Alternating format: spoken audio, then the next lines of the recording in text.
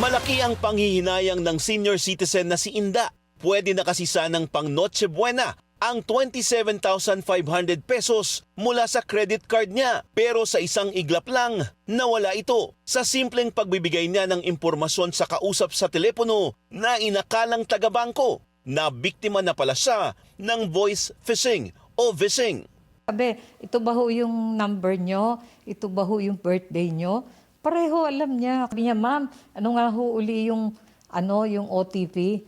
Hindi ako aware. Sabi ko, kailangan bang ibigay yon? Sabi niya, oho, para namin, ma-clear namin kung ano ho yung mga problema sa bangko. Voice phishing po or vishing, ito po ay uri ng scam kung saan merong tayong marireceive na call at meron pong nagpa-pretend na bank representative and nag-o-offer na i-upgrade itong cards natin. And for us to upgrade it, kailangan natin magbigay sa kanila ng OTP or one-time PIN, which is hindi po talaga hinihingi ng mga financial institutions through calls or messages. Huli na nang na-realize ni Inda na na-scam siya. Ang mas masakit, kahit na-report niya ito sa bangko, nagamit na ang card niya sa pamimili ng scammer online. Si Jom, na biktima naman ng fake shipping scam matapos bumili ng murang sapatos sa internet. Talagang attention grabber yung post, mukha siyang legit.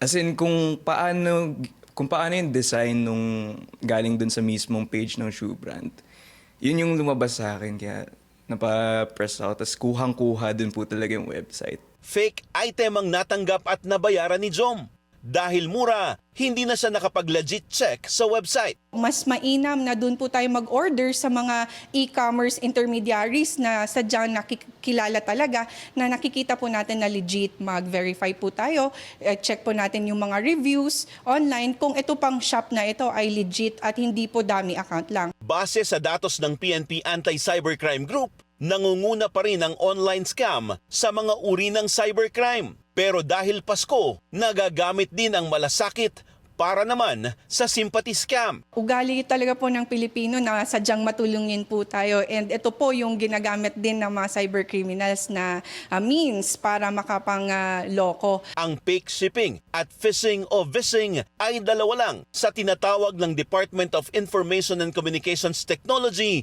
na 12 scams of Christmas. Ayon pa sa DICT, mula August 2023 hanggang August 2024, nakapagtala sila ng halos 4 na milyong scam messages at mahigit 400,000 na scam calls. Nais ibahagi ni Inda at Jom sa publiko ang kanilang karanasan para daw maiwasang mabudol. Huwag kang basta-basta magbibigay ng information. Visit the page muna. And bago ka mag-press ng something na link to their website. Kapag nabiktima ng online scam, pwedeng magsumbong sa DICT Hotline 1326 o sa pinakamalapit na Anti-Cybercrime Unit ng PNP. Paalala ng PNP, para di mabiktima ng online scam ngayong Pasko, ipagdamot ang inyong personal information. Isnabin ang mga ads na too good to be true.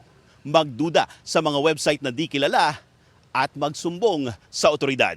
Para sa Agenda, Francis Polbe, BNC.